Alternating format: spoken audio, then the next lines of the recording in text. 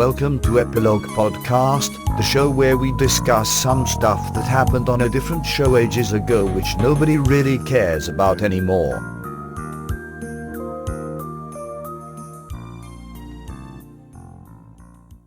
Hi, I'm Portponky.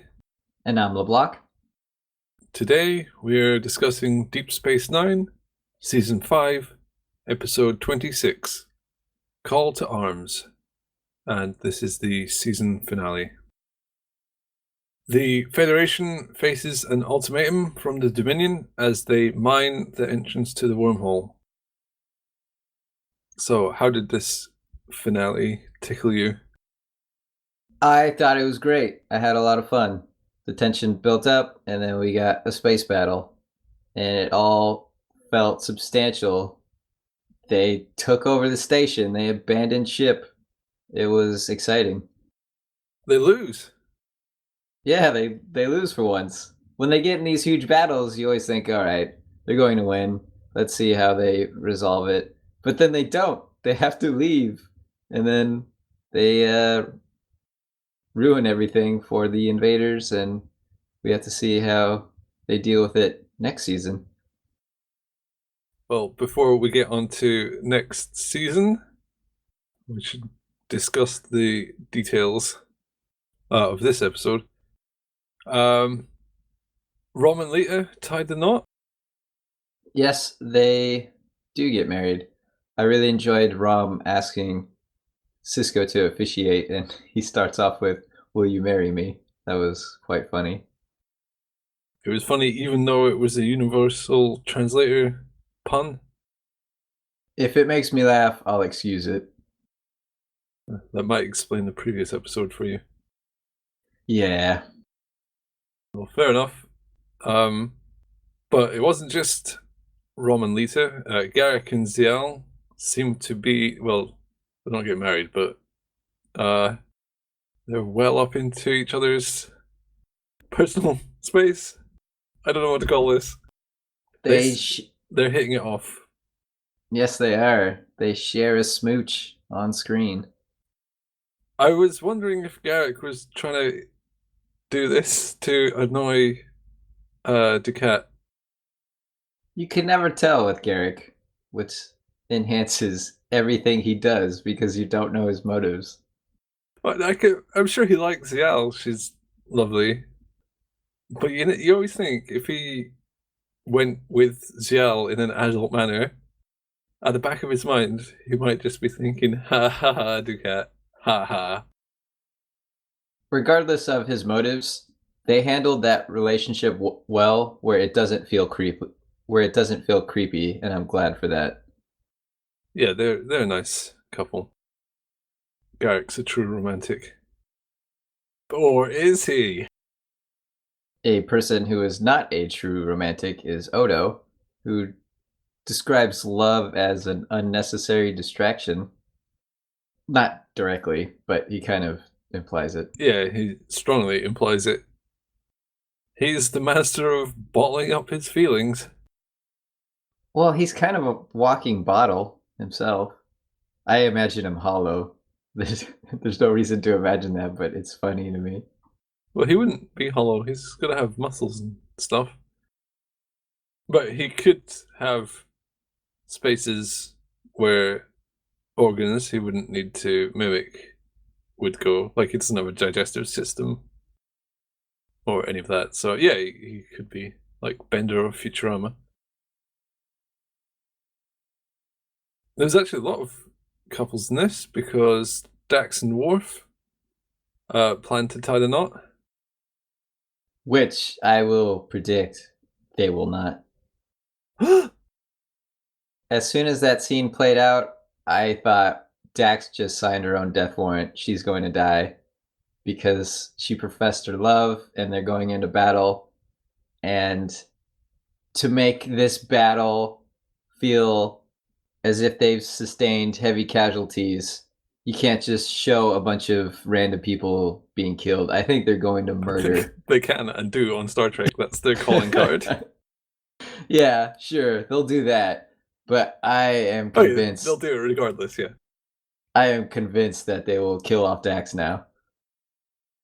So Not that I want you to confirm or deny. But just because they've done about 1 million Shakespeare references, you think that a profession of true love and intent to marry will end in tragedy? you can't profess your love and then go into battle. That means you're going to die. Well, we'll have to find out. Why? Hang on. Why Dax? Why not Worf? That's a stupid Worf question. is too cool. Yeah, I know.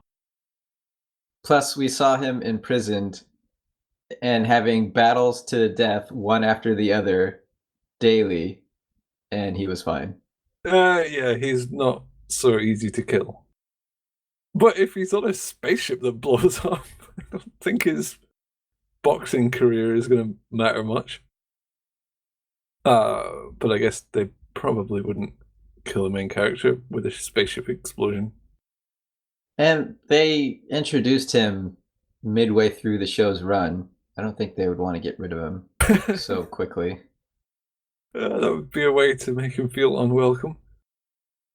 And I get the sense that the writers aren't entirely sure what to do with Dax, and killing her off would be one way to handle that. Or giving her something to do would be the other way. Well, they've tried that, and have they? to mixed results. They've kind of tried it a bit. And it has worked in some instances. So even though I'm sure she's going to die, it's too bad. There's things they could have done. You're already giving her a eulogy. Yeah. I'll save that speech for when and if she dies. Fair enough. So I guess the major plot points here are they've mined the entrance to the wormhole with mines that Rom kind of helped design. So that should be the wormhole pretty sealed up for the time being. Which was a cool visual. Well, all the mines disappearing. Seeing them all lined up. It's a nice idea. I see they have absolutely no qualms with using mines, even though even in our time, mines are seen. Well, they're a war crime, aren't they? I think so. Because they don't target military targets; they are indiscriminate. Yeah. And the amount of random dudes that come through the wormhole, it's gonna get blown up. I loved when Rom came up with the mines and he was flipping between wedding plans and that because he couldn't settle his mind. That was really funny. Rom is outstanding in this episode. He had his little moment at the end. He's now a spy working for the Federation. Of all the people to pick as a spy, I'm not sure if Rom is the best choice. Because he's not. Well, who is the best choice? Probably Odo, I suppose. He's literally considered a god by the enemies, so he can do whatever he wants. And can also turn into anything. Yeah. Even if he were caught and they said, "Are you a spy?" and he said, "Yes," they would think, well, he's a god. He could do what he wants. That's fine. Okay. I hope you're doing well. Carry on. We'll just turn our backs and shut our eyes and count to 10. So instead they have Rom, who might actually be good because he's so unsubtle about everything, it almost wraps around so that he loses suspicion just by being so suspicious. No one is going to look at Rom and think, yes, he's definitely a spy. Even when he slips up, they'll think, that guy's an idiot. What is he doing? They'll pity him. They'll say, "Oh, did they tell you were a spy?" So cute. It's kind of an inspired choice for a spy. Well, remains to be seen. At any rate, it made me laugh when it was revealed. And right after that reveal, the second twisty twist was Jake staying behind. Jaco, official correspondent. He's gonna be killed straight away. Aw. Well, I don't know if they treat journalists as respectably as we try to nowadays, but I don't know if the Dominion even care. When we find that out, I thought right away he would definitely die, but I don't see them taking that turn. It's so bleak. What would be the point in killing him anyway? Well, unless he's doing spy stuff or something. That's kind of petty, just to kill an enemy captain's son for no particular reason, especially when they're revered by Bajor. I think the Dominion would see the value in not going out of their way to enrage their enemies. Yeah, fair enough. That doesn't excuse how stupid it was for Jake to stay behind. It is stupid, but it's built into his character already. Oh, it is. It's actually a nice continuation of what we've seen in the season, how he faced casualties of war and dire situations. So I like that he's confronting his cowardice and saying, "No, I'm going to do this," and trying to further his career, finding his voice, carving an identity. It's all really good, actually, but from a pure survival and logical standpoint, it's a stupid move. Yeah, the survival instinct always kind of kicks in, and you think, no, don't bother, just don't do it. But if he doesn't, who will report on the stuff going on? Odo? Well, that would be a dry read. It's ironic because he's made of liquid. To reference the joke from the previous episode. Nice.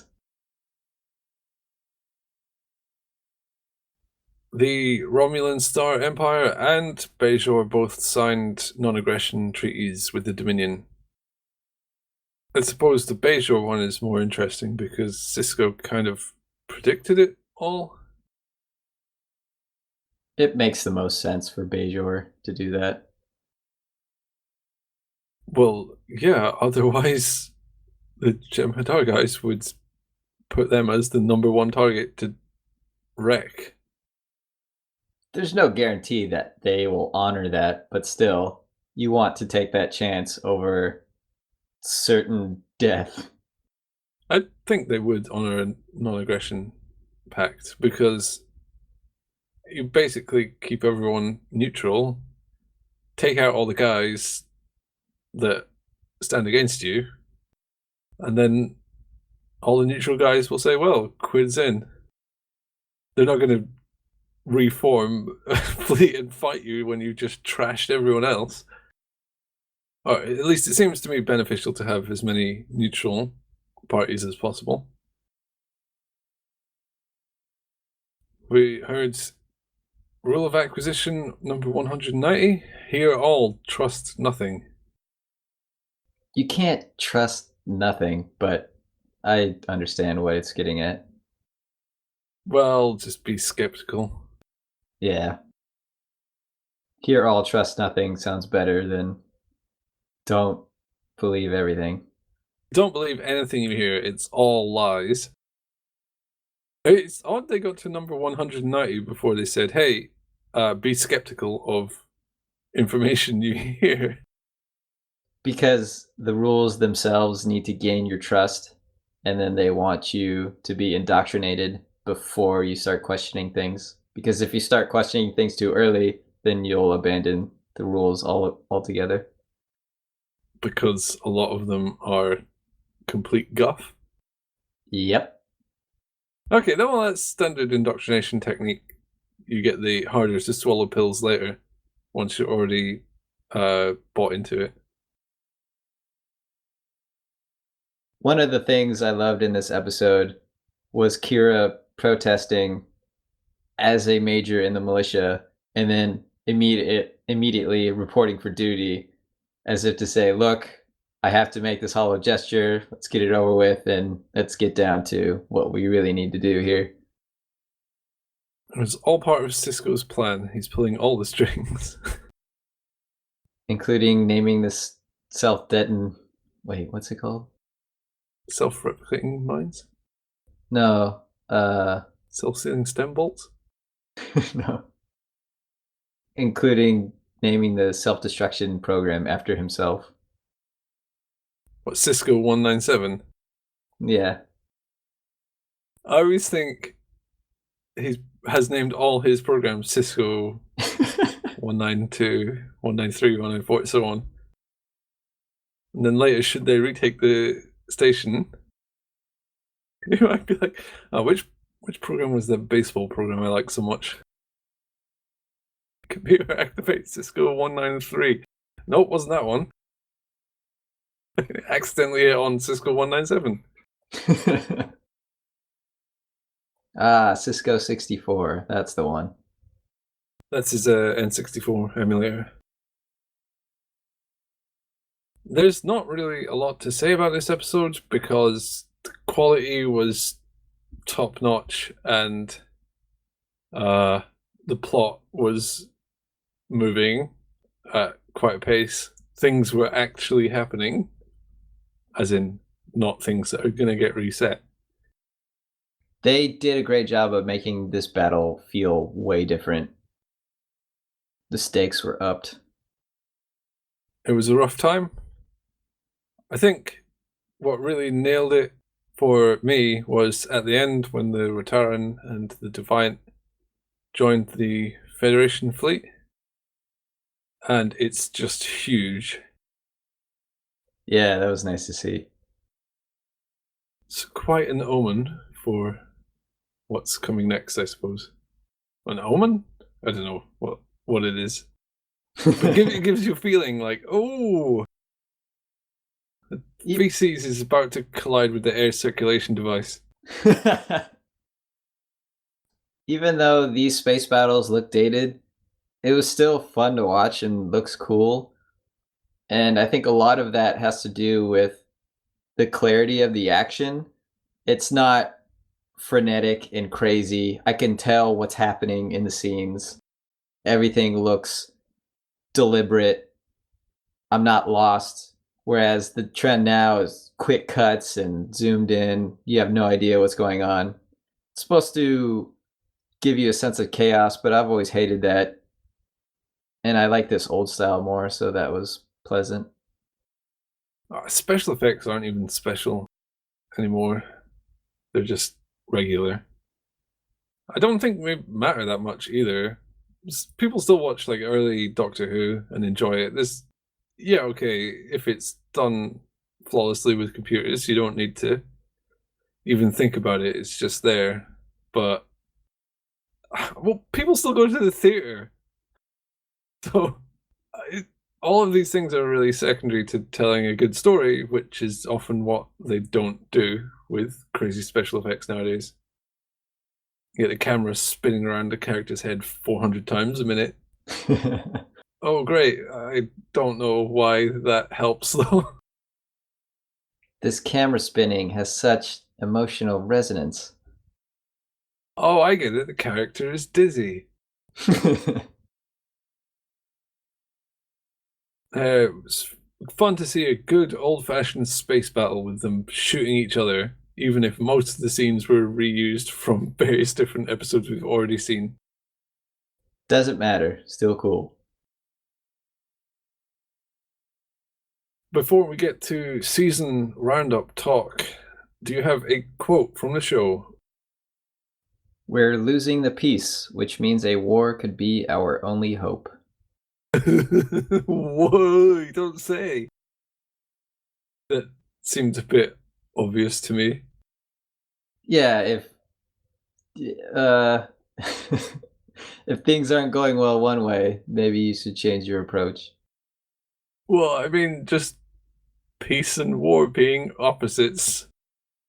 It's like saying, oh, there's not very much heat anymore. It looks like our options might be coldness.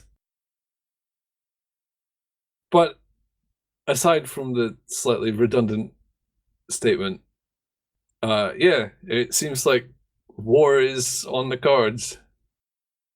And they took the time throughout the season to build to this. This didn't come out of nowhere, and it wasn't initiated just last episode.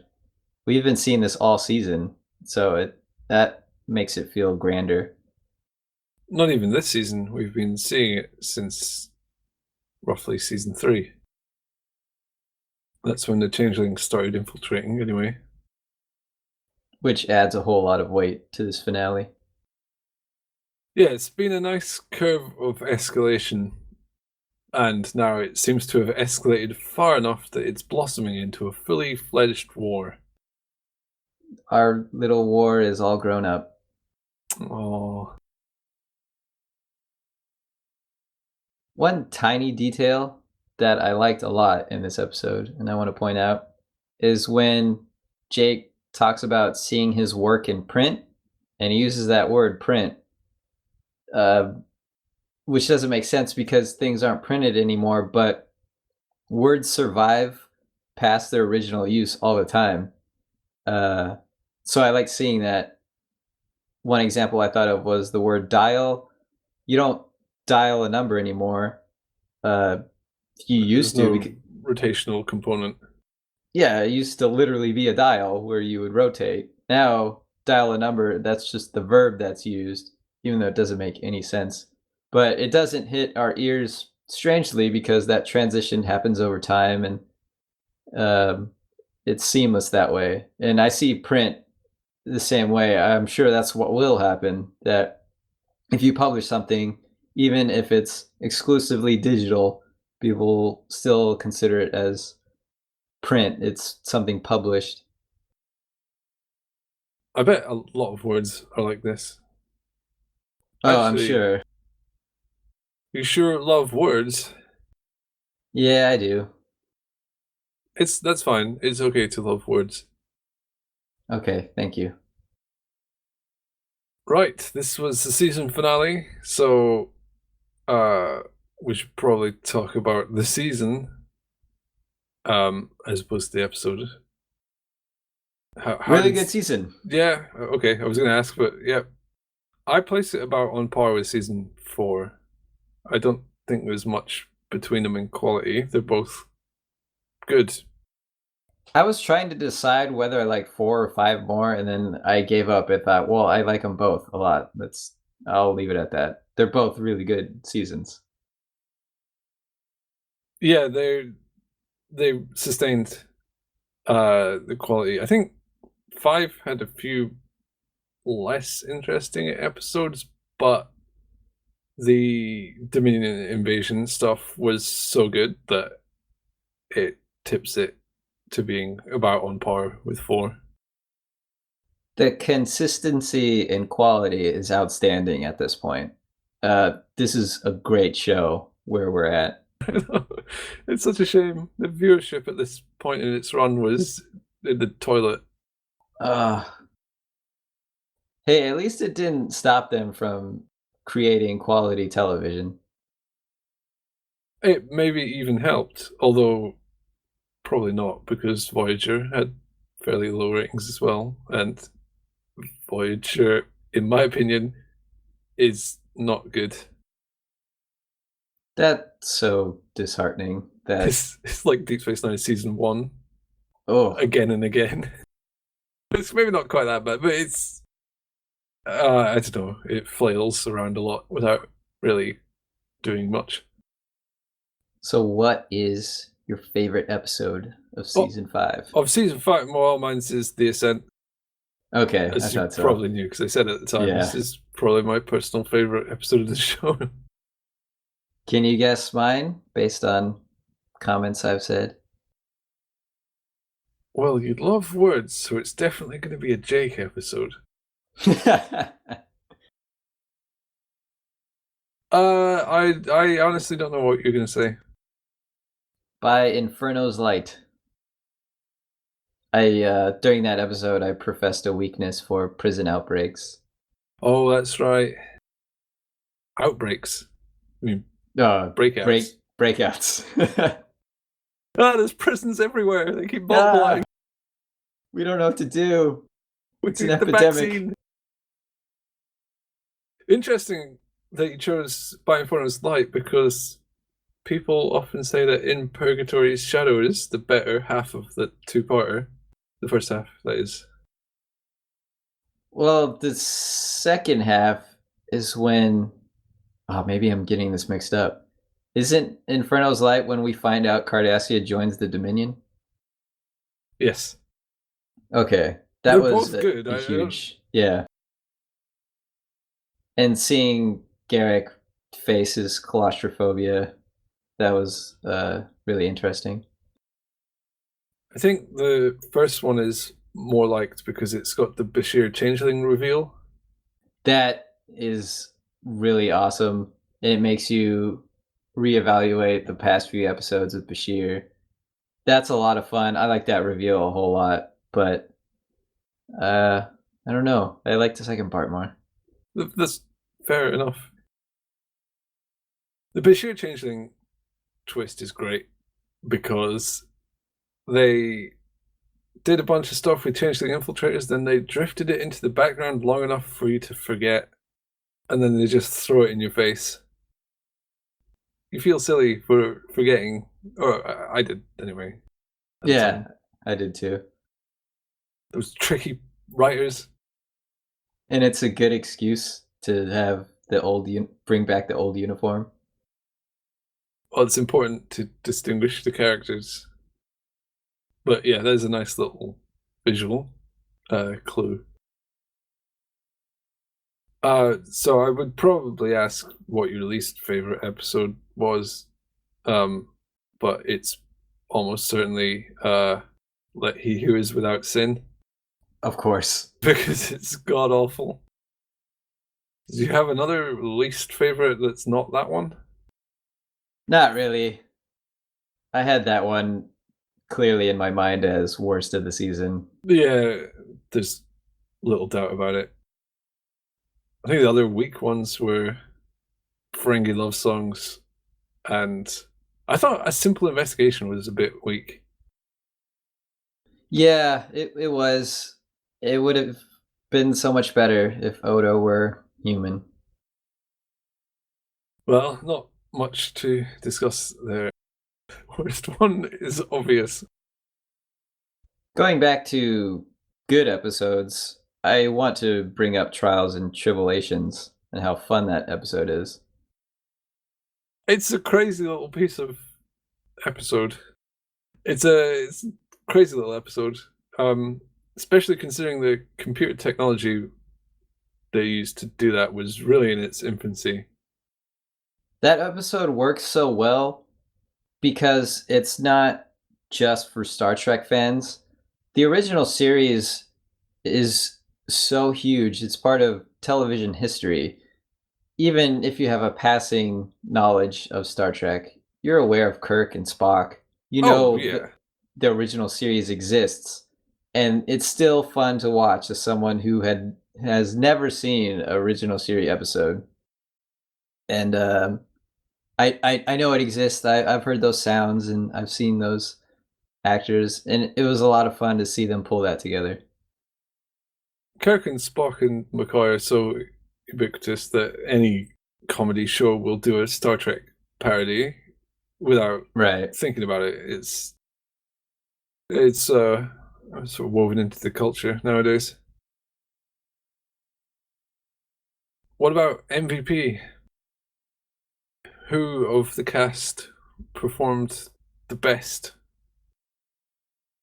I'm going to go with Kira. Kira? Why Kira? Wait, maybe I can't think of stuff now. Okay. Well, I picked Garrick. I'm sure I've probably picked him before, but he did save everyone's lives. That's a good reason. But not just in terms of action. He's shown a lot of vulnerability, and I just like Garrick. I just like Garrick too. So who's your least valuable player who festered? And I would ask you probably not to pick Dax, because that's the easy choice. I don't know who to pick other than Dax. I noted down Kira for some reason, which is the exact opposite of your choice. Actually, I don't know why I wrote that down, because we did get quite a lot of decent Kira stuff. There was the Darkness and the Light, where she tracks down a serial killer. The stuff with her dad. Yeah. I think it's probably because of her pregnancy, or not her pregnancy, but Nana Visitor's pregnancy. She's not in this season quite so much. Especially the first half, she's absent for several episodes. Which is fair enough, I guess. She's just a strong character, and when she isn't around much, it is noticeable. Yeah, you feel her absence. So actually, I'm not going to pick Kira. That's a silly choice. What was I thinking? You kind of proved why she shouldn't be, why she shouldn't have that title, because you said because she was gone, you feel it. It means that she's an important character. Yeah, fair enough. Well, then you can use that for your MVP reasons. Okay, there we go. That's why I chose her. Oh, okay. I think it was mostly because of the Darkness and the Light and the stuff with her dad and her pseudo dad. I might pick O'Brien as least valuable. He was not up to a lot this season. That's true. We always give him a pass because he's amazing. But He what is. has he done? Well, Keiko got Power Wraith. That was the O'Brien episode. I think that was the only O'Brien-centric one this season. Not the a rest- strong season for Yeah. O'Brien. But again, it's just because he's amazing, and he's Yeah. had some of the best character episodes of the show, and pretty much every season. Yeah. Well, let's just say no one was truly weak. Except Dax. Yeah, except Dax, but shh. So what predictions do you have for season 6 and or 7? That Dax will kick the bucket. Okay. Any more predictions? Nope, that's it. I could make some, but no, there's no point in that. When you've seen through the show several times, I would hope you could make some accurate predictions. You could make some inaccurate ones if you want. No, because then I can rule out stuff that won't happen. Don't tempt me to make outrageous stuff that you would never rule in as a prediction. Jake grows a third arm. Jake gets killed. Then Odo pretends to be Jake for the rest of his life, so Cisco is not upset. Subtly aging him. Reading books about adolescence and puberty and well, he's done all that, but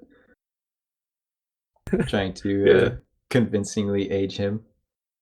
There, you can rule that out if you want. Okay. You'll be so surprised when it happens, though.